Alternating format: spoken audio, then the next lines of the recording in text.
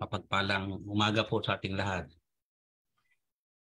Ang katanungan ko po ay, alam po natin na sa Antioch, nagsimula po ang Christianism na pinamunuan po ni Pablo. Ang katanungan ko po ay, bakit po pinatay at napugutan din ng ulo si Pablo kung siya po ang nagsimula nitong gawain na yan? Ito, yun lang po.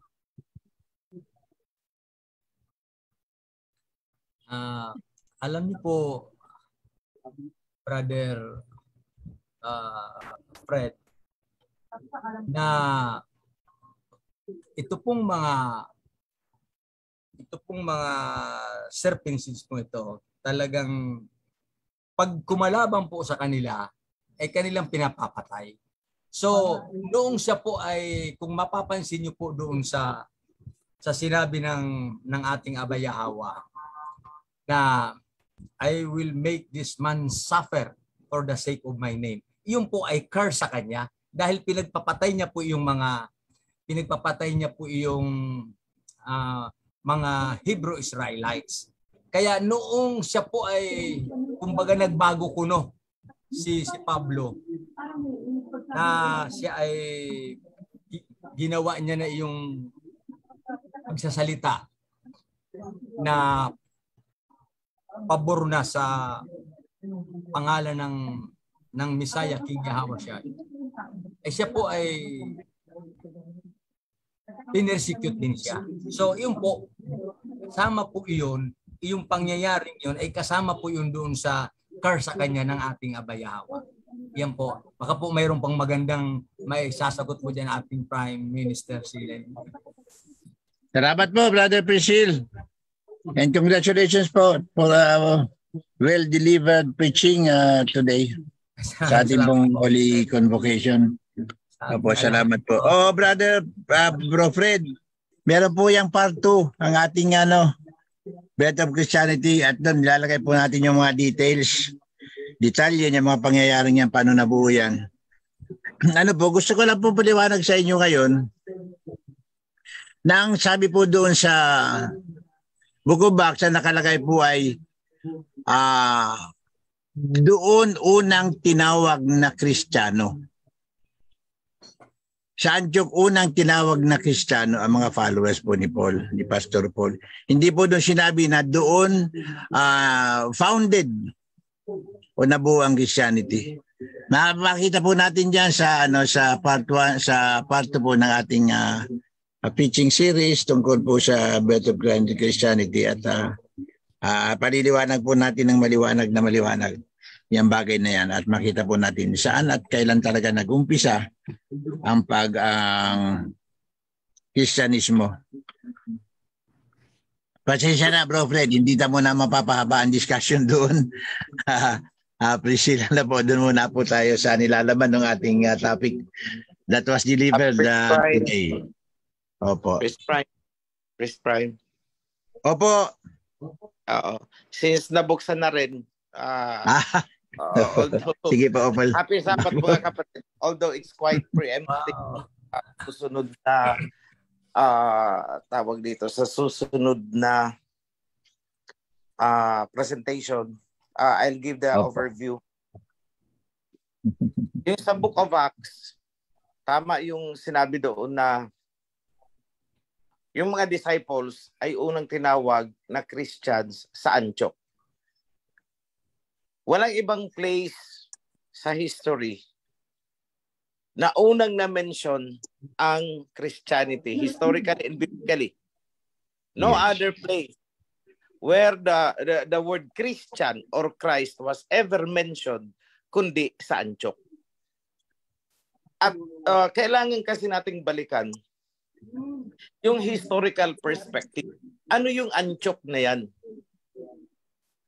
Kasi kung titingnan mo, ang Antioch ay andito yan sa malapit yan sa modern day Turkey, Lebanon, makalapit yan. But actually yan ay probinsya ng Greece noon, nung panahon nila. Ang Greece na doon sa kabila ng Mediterranean pa tatawid pa ng dagat, malayo. Dadaan ka pa ng Cyprus. lalanding ka sa kabila, Malta, Greece, o yan, andun siya sa kabila. Ang Antioch is na andito, nasa Turkey. So, iisipin natin, parang may mali. Pero tama po yun, kasi ng panahon na yun, ang Antioch ay probinsya ng Greece.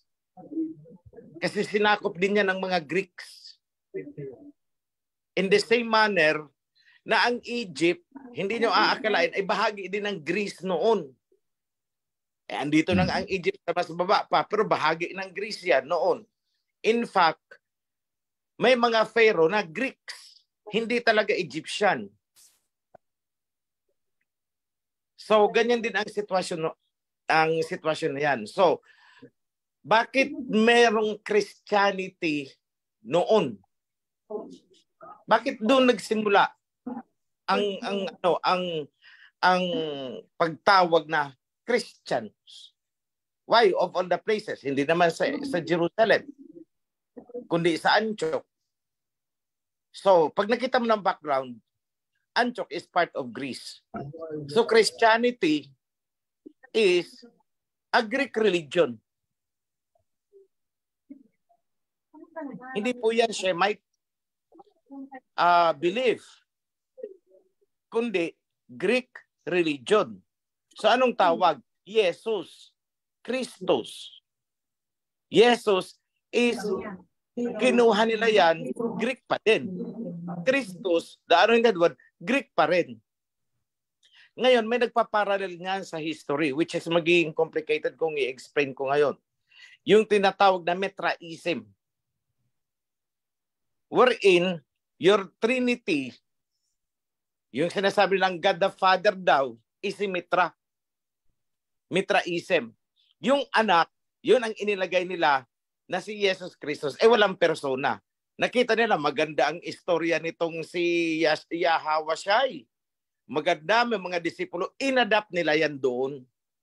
At ang mga totoong disipulo ng Messiah, tinawag nilang mga Christians. So, dinamitan nila ng bago. Ginawa nila ng bagong pagkatao ang mga disipulo. Ginawa nila mga Christians at sila na ang nagpropagate.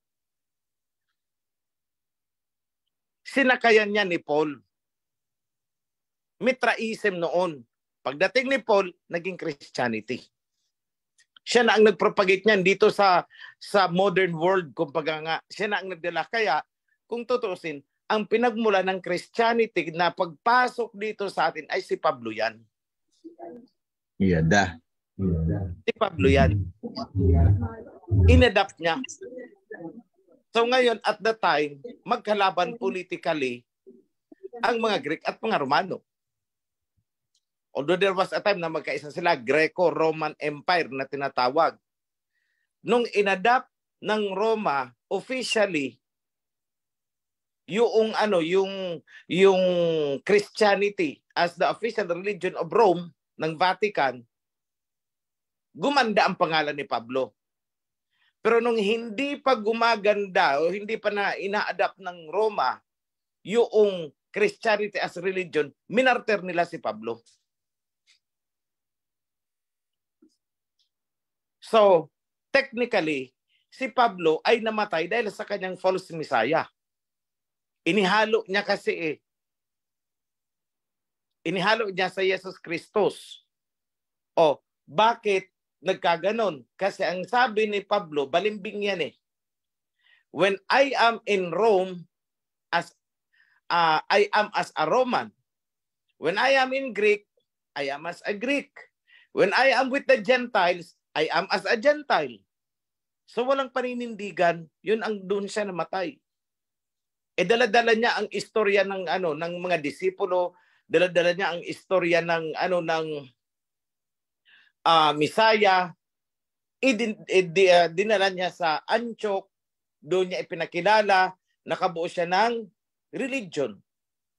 Ngayon na-threaten ang mga Romano. O tinira siya ngayon. Pero nung namatay na siya, inadapt naman, if I'm not mistaken, panahon ni Constantine, inadapt ang Christianity. Wala na, patay na siya. So yan po ang sequence niyan.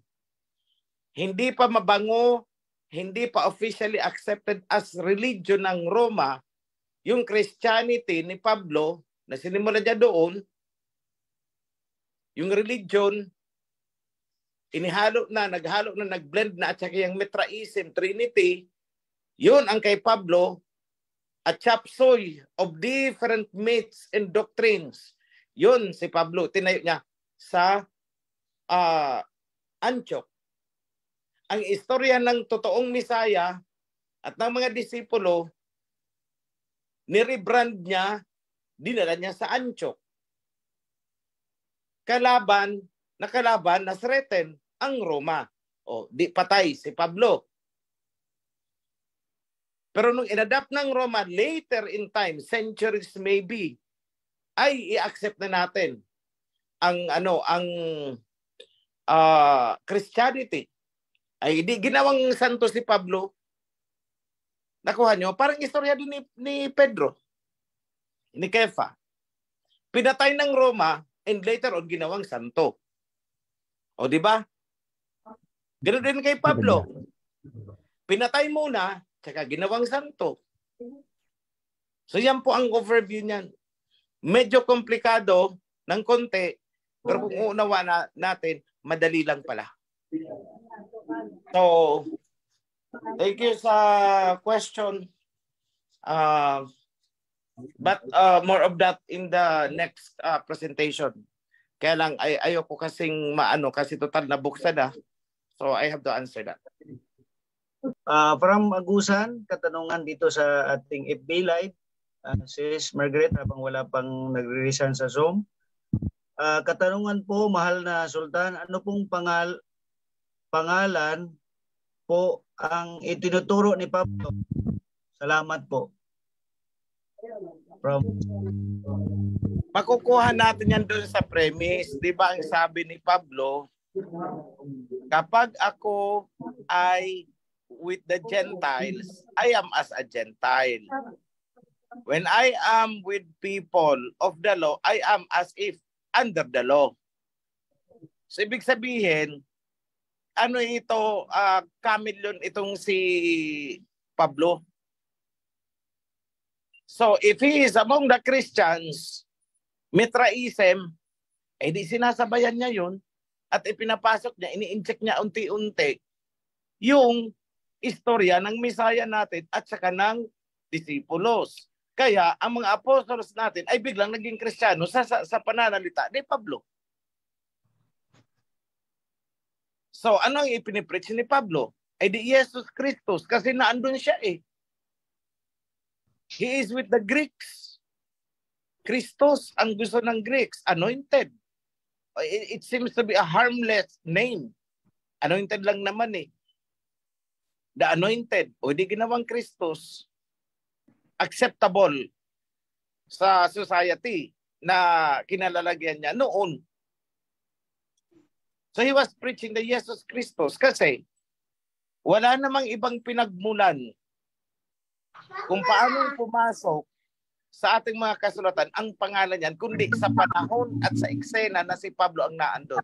So it was Paul who did it. Mama, ang katanungan ko po, meron pong nasusulat sa Isaiah, hindi ko lang po alam saan matatagpuan, na sabi po ng ating propeta na ang aking mga tupa ay nagkanya-kanya ng daan. Ibig po bang sabihin ang Kristyanismo na nagsanga-sanga ng iba-ibang relihiyon o kaya sekta, ito po ba yung katuparan ng sinulat ng ating propetang Isaiah po? Hindi ko masasagot yung tanong. I would not say yes. I would say no. Kasi yung verse na kinote mo sis ay kaputo lamang na verse. Hindi tapos yung buong verse. Baka ibang context ang tinutukoy. Baka mamaya nagkanya-kanya lang ng pamamaraan ng pagsamba. Baka mamaya nagkanya-kanya lamang ng direksyon kung saan pupunta. Not necessarily na nagkanya-kanya na ng sekta. Magkakaiba yan, maraming meaning yan. So gusto ko makita ang buong context ng verse na yan kung saan mo nakita. Then Hindi come ko po up kasi with the matandaan. clarification later on. So next question please. Tama. Happy Sabbath po sa amin mga coordinator, assistant coordinator at saka po sa ating Sultan Hashim. Sa ating mga priest. Ang tanong ko po, yung pong na-mention ni Priest Hill, yung pong sign ng World Heart ngayon, serpent. Ngayon po na mamayagpag sila, pwede po ba natin sigurong explain? Ang hirap po sa dami po ng tao dito sa lupa ngayon, meron na ho tayong 8 billion. Ngayon po, ilan lang po tayo na nabuksan ang diwa, kundi pa po dumating ang Malakay 3:1. Ayan po ang ating Sultan Hashim. And I believe na tayo po ay gagamitin. Ngayon po, pumasok po sa aking isipan ang paghihimagsik. Hindi naman po time na para tayo gumawa ng ganito. Pero ito po nakikita ko yung sign ng World Health Organization ngayon, namamayagpag po ang mga serpent seed. Paano po natin to maipapaliwanag sa kanila na yung pong sign na yon, yung po ang sign ng serpent seed.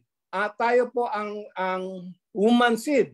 Ngayon po na-mention po ng ating priest Felix na maraming mga sekta-sekta na yung mga tao natin pumapasok po doon. Tayo lang po ang pumapasok sa makitid na daan na ang buhay ay eternal life. Paano po natin maipapaliwanag po? Yung lang po ang katanungan ko. Yada. Maraming salamat po, Bro Dan. Ang katanungan niyo po is kung paano po natin maipapaliwanag sa mga nagtatanong po sa atin ang itong natutunan po natin. Ganun po ba? Opo. Okay. Tsaka yung pong sign ng World Health Organization, yung serpent to, kahit nasa kung bibili tayo ng gamot sa mga natin nakasign yung mga serpent na yan namamayag pa po sila Maraming salamat. Okay. Ako na ang sasagot. Alam nyo kasi, yung pagpapaliwanag niyan ay hindi mo makukuha sa 10 minuto, 20 minutos, 30 minutos. Kailangan mapanood nila ang buong series ng video. Yung ano bang series ng video ko nun tungkol sa Mark of the Beast, tapos yung Babylon series. Pag napanood nila ang Babylon series, then go to the Mark of the Beast, maintindihan nila ang serpent na yan. And then yes, maliit tayo. Barely 2.5 years ago, sabi natin 3 years ago, mag-isa lang ako Pero ilan na tayo ngayon? Over a span of period of, sabi natin 3 years, we have multiplied. Sa totoo lang naman, di ba sa parable of the mustard seed, the kingdom of heaven is like a mustard seed. Isang piraso, hindi sinabing mustard seeds, kundi mustard seed, isang pirasong butil. So, time will come na I will tell you this. Time will come that we are heading into head-on collision. Talagang magbabanggaan yan. Genesis pa lang, sinabi na na magkakaroon ng enmity, pagkasuklam. So, expected na po natin yan. So, parang nakakapag-rebelde nga ng pag-iisip. Yes, it's true. Enmity I will put enmity between your seed, between the seed of the woman and the seed of the serpent. So expected po natin ang confrontation talaga dito. Darating at darating yan sa panahon na yun. So kung anong nangyayari, kunwari, Noon, nag-Cold War. Walang outright na nagbubombahan. Pero both sides naghahanda ng panlaban silently. Kaya Cold War na tinawag. Pero time will come, kung titingnan natin, years and years ago, 2 decades ago, kung titingnan natin, magkakaroon ng head-on collision. Nagsisimula na ang head-on collision ngayon eh. Tingnan nyo. Always update yourself kung ano ang nangyayari between US and Russia. Head-on collision yan. Sa isang aspeto yan. Economy and military. What about sa ibang aspeto? On the spiritual side. Head-on collision ulit tayo. Time will come na magkakadirektang konfrontasyon talaga ito. Kaya ako medyo iniiwasan ko yung medyo outright attack. Kasi mapapasabak tayo na hindi pa tayo handa. Kailangang lumakas muna ang mga tuhod. Ngayon gatas pa lang ang iniinom ng marami. Meron pa dyan sa inyo ang hindi pa nga nakakakain ng karne, gatas pa lang. So hindi pa pwede sa head-on collision. But time is coming, head-on collision will come.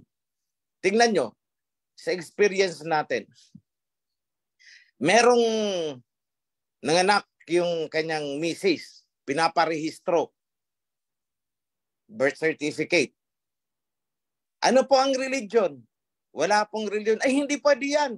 Tapos, itinipe RC, Roman Catholic. Ay, di nagalit siya. Bakit mo nilalagyan ng RC? Hindi RC. Hindi pwedeng walang religion. Ay, hindi pwede. Ayaw namin ng religion.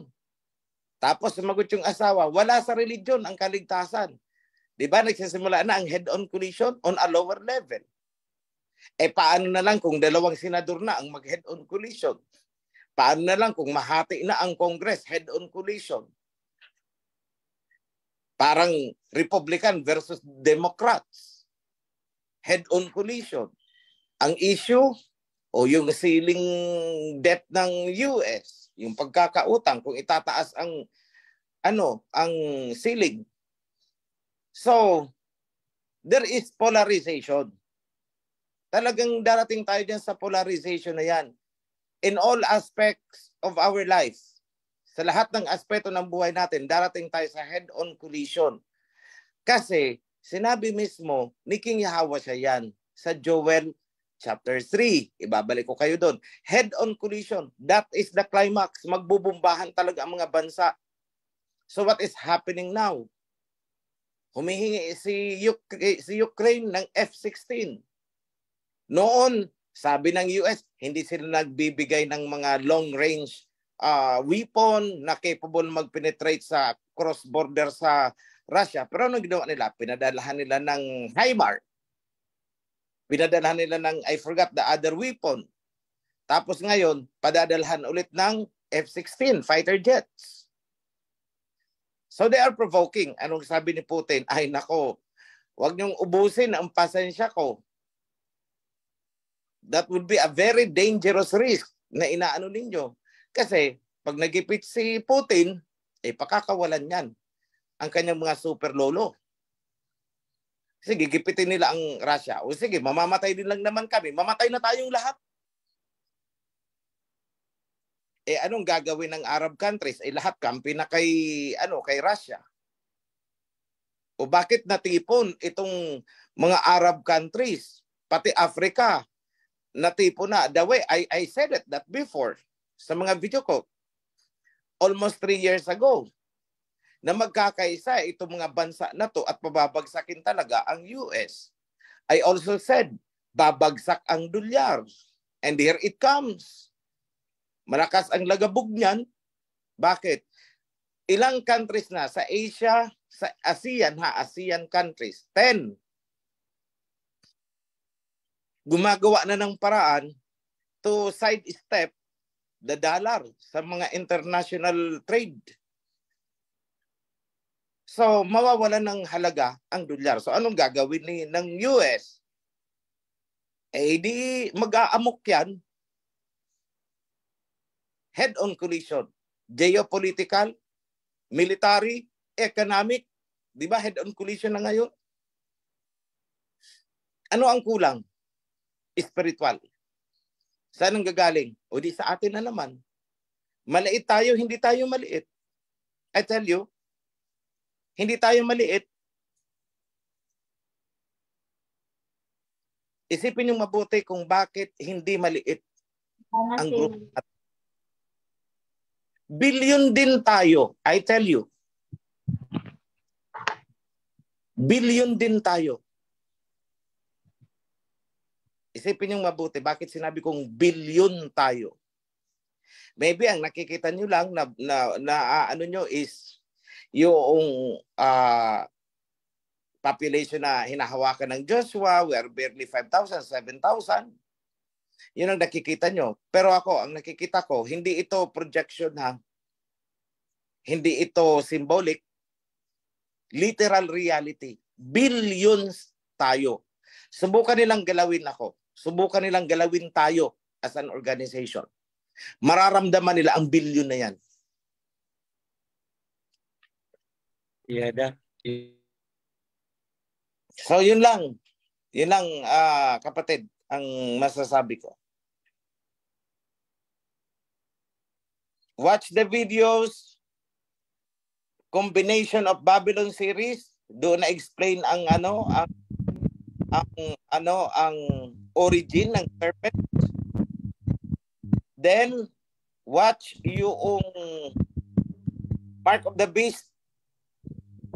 Kasi doon na explain how come na itong cross, how come na itong Jesus Christus is actually the mark of the beast. And that the Christus is the serpent. Mula mismo sa pronouncement ng head of Christendom worldwide. Mismong siya ang nagsabi na the mystery of the Christ is the serpent that kills and the serpent that heals, one and the same. And who is the serpent? O balikan nyo sa Bible. Sa book of Revelation, the serpent, that old serpent is the dragon, Satan himself. So mahirap ipaliwanag yan. Not unless kabisado ninyo ang Babylon series at saka ang The Mark of the Beast series. Yan lang po, kapatid. So, habang wala pa pong nakataas, magbasa po tayo ng isang katanungan galing ng Facebook Live. Ang tanong po is ganito, tungkol po sa pagkakaisa ng relihiyong Kristyanismo at Islam at marami pang iba na tinawag na one-word religion, ang pagbaha ba sa Saudi na umulan po ng yelo at super bagyo na baha sa Italy, yan po ba ay galit na ng alahayam o gawa lang po ng mga serpento? Gusto lamang po niyang magkaroon ng kaliwanagan, priesthood. Maraming salamat po sa katugunan. Siguro po ako baka ako po. Hello. Diyan pala. Maraming salamat po. Yang Chrislam na sinasabi, although ginagawa nila yan, but that is not, I could not say na yan ay nag-oo nga ang mga Muslim. Kasi that is only a political stunt. That is only strategy para lang ma-bridge ang relationship nila kasi nga talagang nag-polarize na.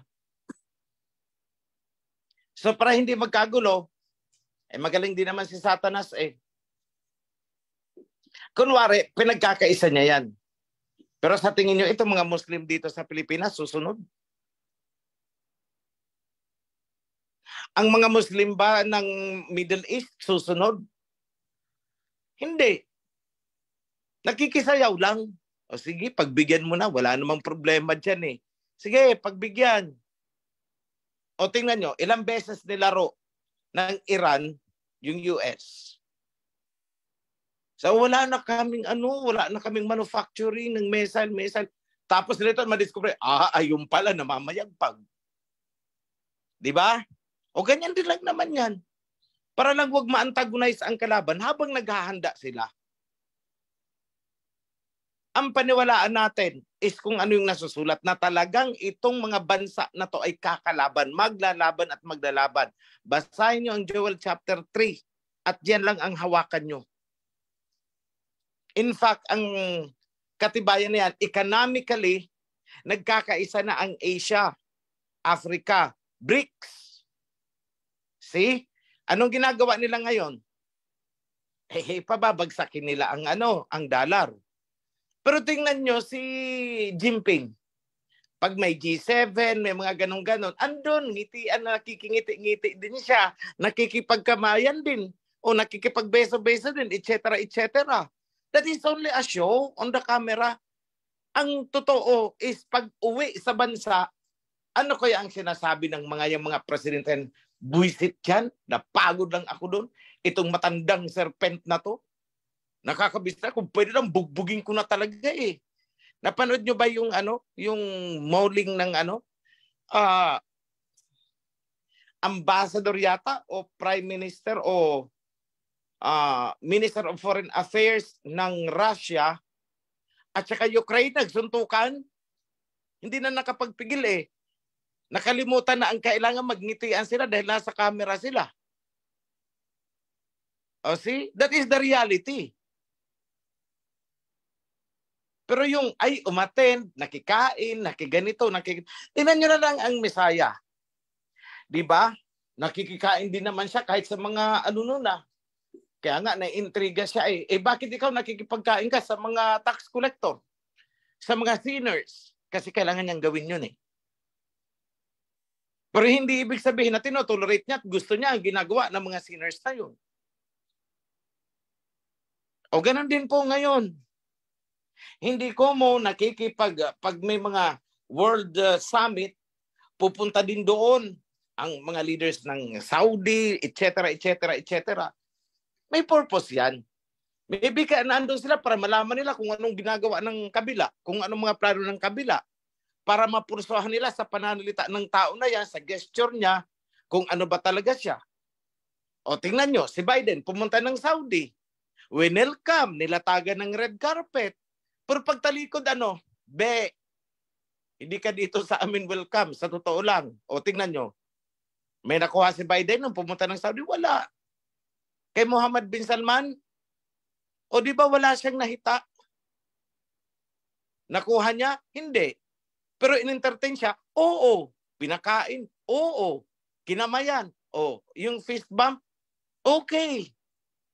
Nginitian? Nginitian. Pero pagtalikod, anong totoo? Inis na inis. Yung mga Arabo, pagtalikod, di ba, pwede lang habulin siya eh. Pupunta-punta ka pa dito. O di ba?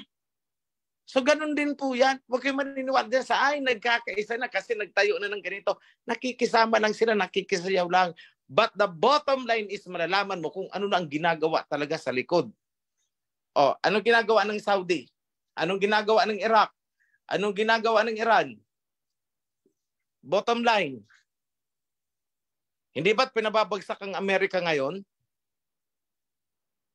Yun ang totoo. O anong ginagawa ng China? Pag pinatawag, nakangiti. Pag talikod, ay, nako, bahala ka sa buhay mo. Gagawin namin to. O, tingnan yung BRICS.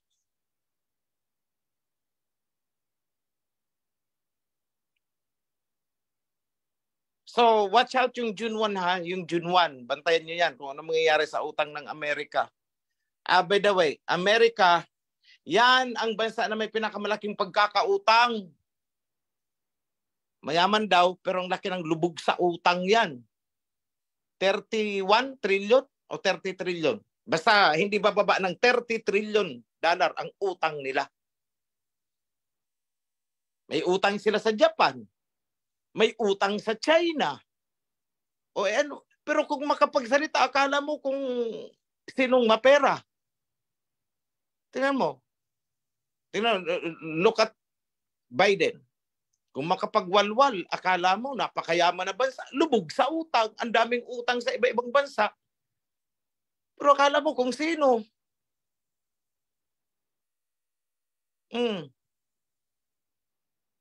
So sinabi ko noon sa inyo, babagsak ang dolyar. Babagsak at babagsak yan. Maniwala kayo sa akin. O kahit hindi kayo maniwala sa akin, babagsak yan. Ang ginagawa nila ngayon na mataas ang value ng dollar, alam niyo kung bakit? Dinadaya na nila ang forex. Silang may hawak ng system eh. Biruin mo, magkano ang isang dolyar sa atin? 55, 56 ngayon. Currently, I don't know. Eh kung tutusin, wala ng value eh. Oh, anong gold reserve? Wala. So what is dollar? Papel. Nothing. Nothing of value backs up the dollar. O anong ginawa ng China? At tonelada, libong tonelada ang iniimbak ng China. Why? Ganon din ang Russia. There was a time na talagang kung hindi dito sa digmaan na to, nagtambak na rin, nagtambak ang Russia. Time will come. Mas mataas ang value ng Africa, ng currency ng Africa laban sa dolyar. Why? Grabe ang gold ng Africa. So yun ang may karapatan na mas mataas ang value ng currency. Eh anong backup ng US dollar? Utang. Yun ang backup nila. See how this US is manipulating the world.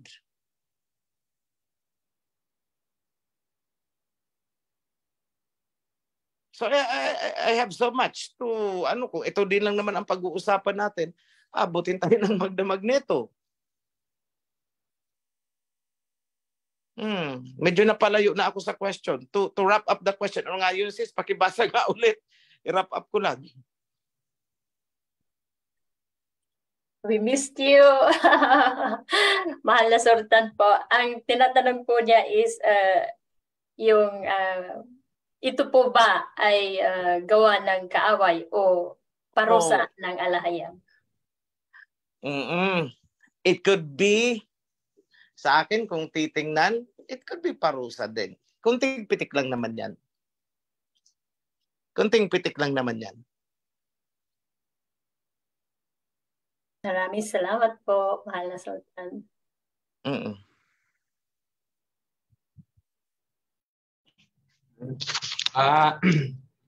Mapagpalang araw po, mahal na Sultan Hasim. Unang-una po ay nagpapasalamat po ako sa ating abayawa sa lahat ng buhay, lahat ng bagay sa ating buhay. Mapagpalang araw po.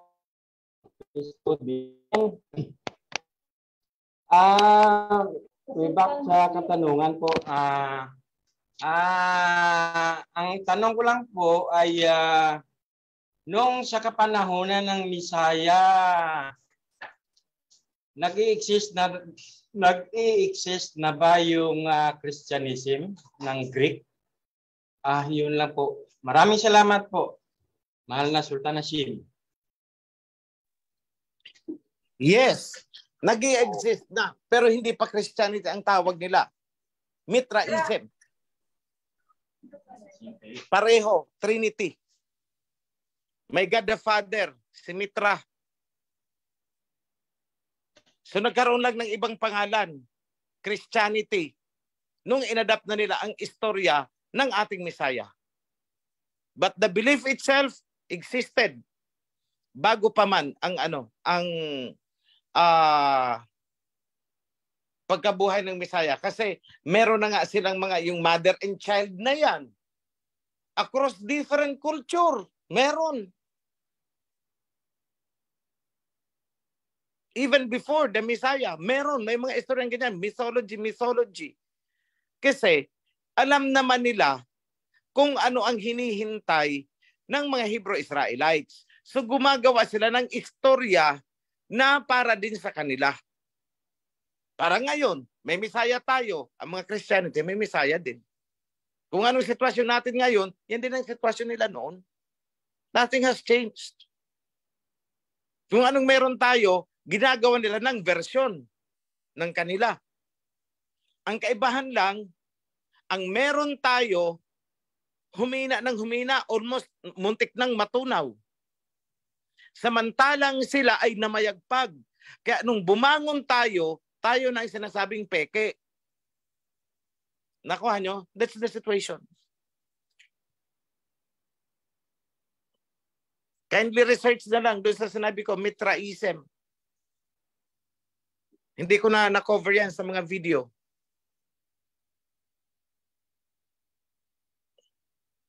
So yan lang ang sagot ko.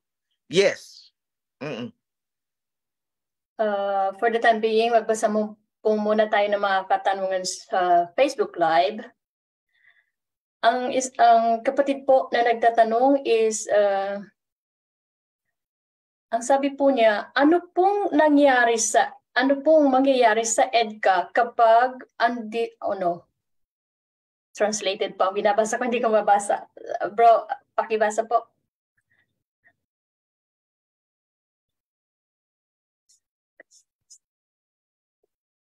Ganito po.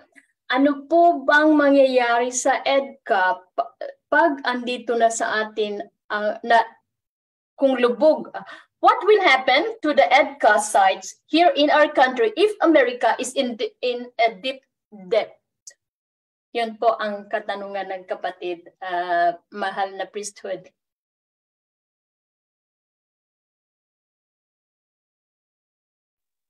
What will happen to EDCA? EDCA pa rin. Baka ang itinatanong niya is, how will the US finance the EDCA? Hindi kaya ganun? Google Translation po. Mahal kasi iba yung cellphone ko. It says, what will happen to the EDCA sites here in our country if America is in debt? Oo. Ano ang mangyayari sa EDCA dito sa mga EDCA sites, locations dito sa ating bansa kung ang US ay lubog sa utang? O klarado naman. So ang tinatanong niya is marahil paano mafi-finance, matutuloy ba yan o ano? Yes, matutuloy yan. Kasi sukdulang gutumin ng US ang kanilang citizens, sukdulang hindi na nila mapensyonan ang mga elders, mga elderly nila doon, ma-finance lang ang military. Huling alas ng US ang military. Kailangan nilang alam mo ito, ang sa isang tao na lang nagipit, sa patalim kakapit. Military is patalim. Nagagamitin ng US, dyan siya kakapit. Manggugulo. But, yung mga countries ngayon, iniiwasan na, dito sa atin, sinong dikit na dikit sa kanya, Taiwan, Pilipinas, South Korea, Japan. Ang dami namang bansa dito sa Asia na ayaw na talaga sa US. Ngayon, merong contradiction dito sa atin. May conflict kasi politically, ang executive body natin, itong si Bongbong, maka-US. Sabi nga ng isang announcer sa media sa India, yung babae, ano kaya ang naipromise kay Bongbong at bakit gano'n na lang daw ang ni Bongbong sa US? We don't know what US has promised him. Bakit pinayagan itong EDCA na to? But that is in terms of military. But in terms of economy, iba naman ang ginagawa ng ating central bank.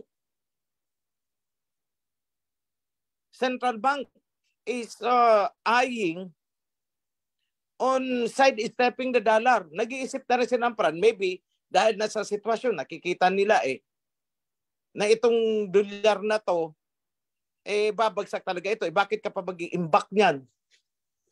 Mamaya, na-devaluate na yan, devalue na yan, wala nang value. Tambak ang sa'yo, ilang $billion ang kinuha mo as reserve. Tapos bilang i-declare, wala nang halaga yan, wala nang pumapatol dyan O laki ng losses ng central bank natin.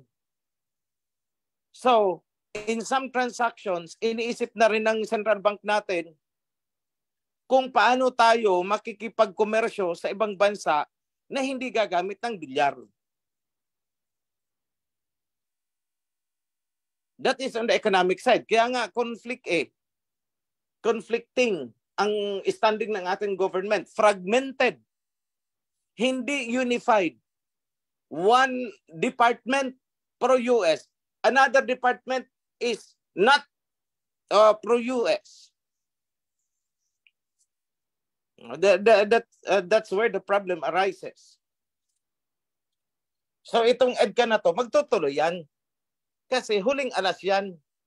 The last drop of the penny, ibabudget dan na ng US. Maggulo lang ang China. Pero ang akin sana, kung nagkaroon ng firm standing itong si Bongbong, sinabi niya sana na please do not drag us into that conflict. Huwag nyo kaming idadamay dyan. Huwag nyo kaming kakalad ka rin dyan. Dahil pag naglagay kayo dito, magugulo naman ang relationship namin sa China. Allow us to heal. Hindi ganun ang gawain ng adversary. Gusto talaga ng adversary is gulo. Tingnan nyo, anong ginawa ng US sa Ukraine? Di ba't ganun? Chinutsuk na lumaban sa Russia o ngayon? Di tunaw na ang Ukraine. Tapos karay-karay naman ng US itong mga European nations. Unti-unti pumapalag na rin laban sa mga gustong mangyari ng US. Tingnan nyo, yung F-16, nagtuturoan na, hindi, bakit kami ang magpapadala ng F-16 fighter jet? We say no, hindi O see? Hindi rin sa all-out support. May mga kumukontra na.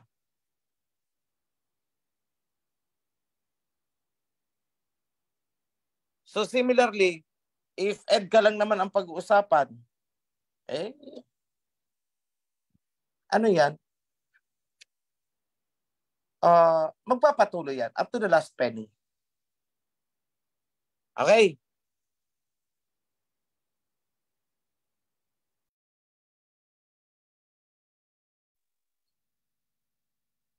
Yada, maraming salamat po.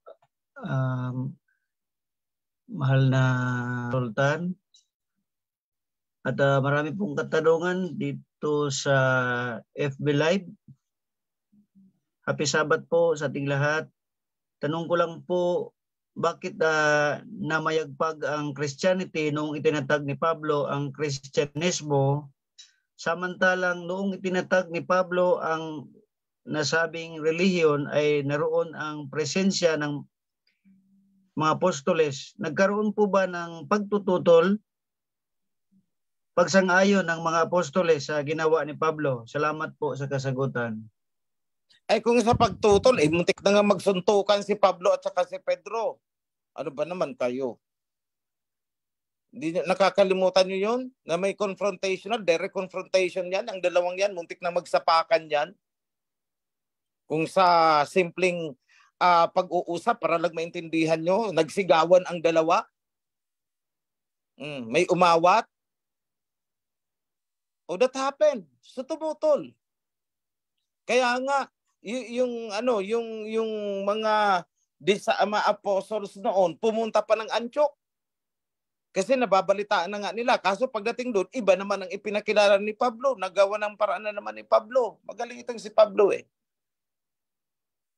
And then besides, bakit namayagpag ang Christianity? Kasi nga, inadapt na ng Roma. Ano ang Roma? Number 1 colonizer noon. Kaya nga, pati dito nakarating sa atin. Kaya nga, mayroong Roman Catholic Church dito. Kasi ang nagdala ng religion na yan is military. Di ba? O tingnan nyo, ano si na Magellan? Di ba't mga military fleet yan? Mga sundalo ang bit-bit? Tinutukan ang mga ninuno natin. O paano hindi mamamayagpag? Sa pilitan eh. Kaya nga itong mga tayo na hanggang ngayon, yung iba dyan, I'm talking about people outside of the Kawan, hanggang ngayon kapit na kapit pa rin dyan, ang tatanga. I'm sorry for the word, but no other Tagalog word I can use. Sobrang katangahan eh. Hindi natuto sa history. Kasi, ganyan ang ginawa nila sa lulo mo. Tapos ngayon, sunod-sunuran ka pa rin. Bakit hindi mo isuka yan? Isuka mo. O see? So ganyan ang mayagpag. Military. Sina Pedro, may military ba sina Pedro? Hindi ba't sinakop ang Jerusalem? 70 AD? Winasak ang Jerusalem? Nagkawatak-watak na sila. Wala silang military might. Samantala ang nagdadala ng Christianity, batalyon-batalyon. Paano hindi mamamayagpag yan? So I hope I made myself clear on that.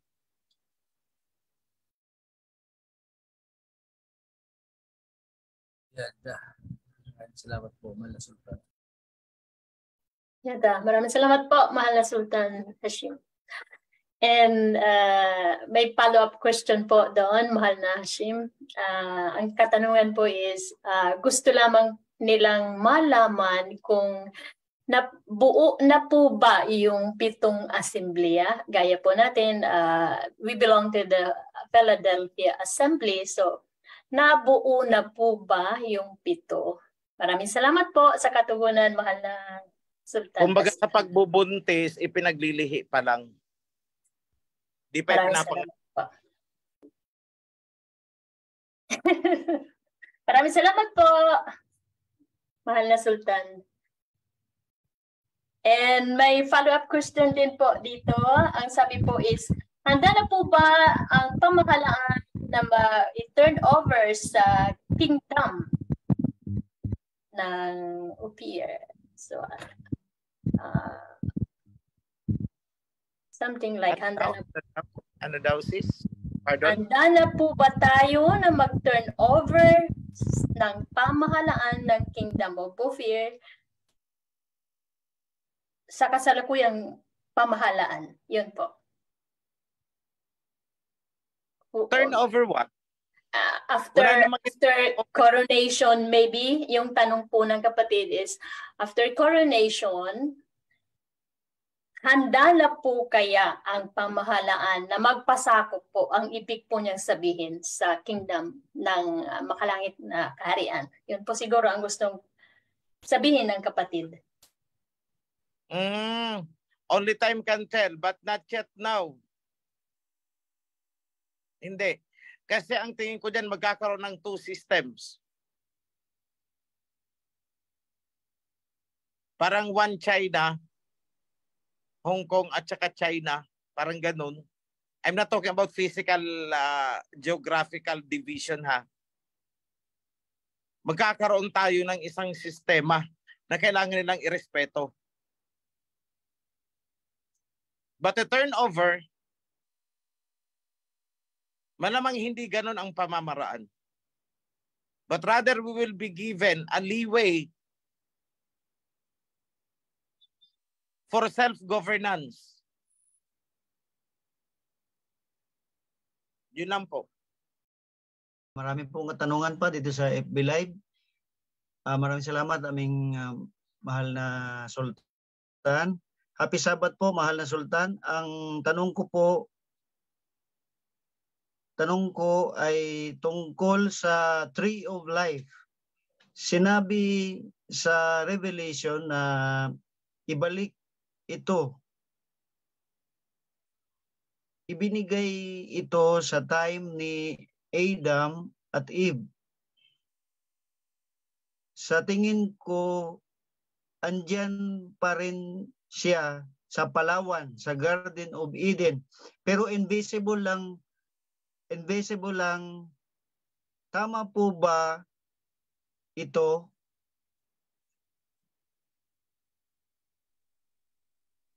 Okay. Ganito lang yan. Kasi magbo-border tayo niyan sa fantasy. Oh, baka makarating tayo niyan sa Biringan City. Hintayin na lang natin. Basta ang sinabi is muling ilalabas ang Tree of Life. How and where it is now, wag na muna nating problemahin yon. Yun lang masasabi ko.